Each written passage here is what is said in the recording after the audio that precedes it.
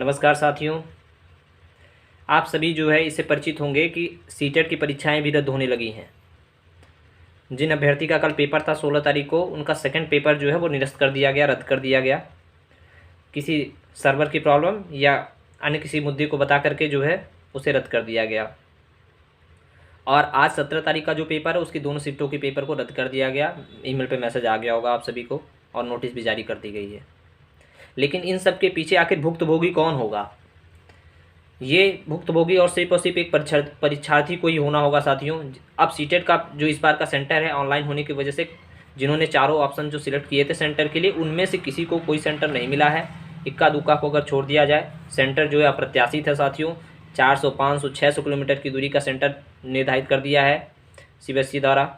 ऐसे में एक अभ्यर्थी अपने घर से पूरे मनोयोग से ये सोच करके निकलता है कि कल मेरा पेपर है और मैं पेपर दे करके आऊँगा। किसी तरीके से वो जैसे तैसे रात अपना गुजारता है। अगर कल पेपर है, आज शाम तक ही वो पहुंचने का प्रयास करता है और अंततः जब वो सेंटर पे पहुंचता है तो उसे क्या पता चलता है कि पेपर रद्द कर दिया गया। पेपर स्टार्ट हो जाता है, पेपर रद्द हो जाता है। आखिर इन सब के पीछे भुक्तभोगी कौन होगा साथियों?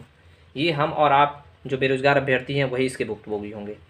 अब ये सब देख करके अगर ये कहा जाए कि जो केंद्र सरकार है वो भी राज्य सरकार के पथ पर ही अग्रसर हो रही है, तो बिल्कुल भी अतिशयोक्त नहीं होगा साथियों।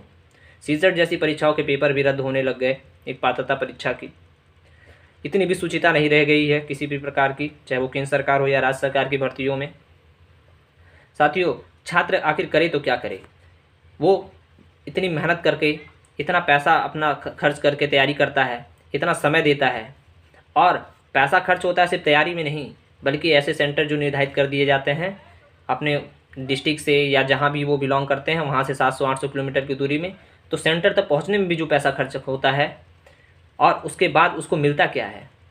क्या मिलता है साथियों? सिर्फ और सिर्फ पेपर रद्द, पेपर में धांधली, लाठियाँ। अगर शिक्षक भर्ती की मांग करते हैं तो लाठियाँ। ये सारी चीज़ें एक अभ्यर्थी को मिलता है साथियों। इसमें परीक्षा कराने वाले तंत्रों की विफलता कहा जाए या सरकार की विफलता कहा जाए, लेकिन उसका भुक्तभोगी कौन होगा? मैं फिर से बता रहा हूँ, वो सिर्फ और सिर्फ उसका जो प्रभाव होगा वो एक छात्रों पर ही पड़ेगा। आखिर छात्र करे तो क्या करे? ये सबसे बड़ा, छात्र को एक तैयारी, सिर्फ और सिर्फ तैयारी पे फोकस करने की ज़रूरत नहीं है। आज वो तमाम मानसिक तनाव से, मानसिक पीड़ाओं से गुजर रहा है।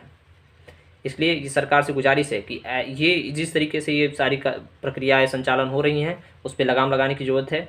एक बच्चा जो कल के पेपर को लेकर के अगर शाम को नोटिस जारी होता है तो वो उस समय किसी ट्रेन में होता है या सेंटर पे एक दिन पहले पहुँच जाता है, उसके आने जाने का खर्च, उसकी जो मानसिक पीड़ा है, उस सब का आखिर हिसाब कब होगा, कैसे होगा?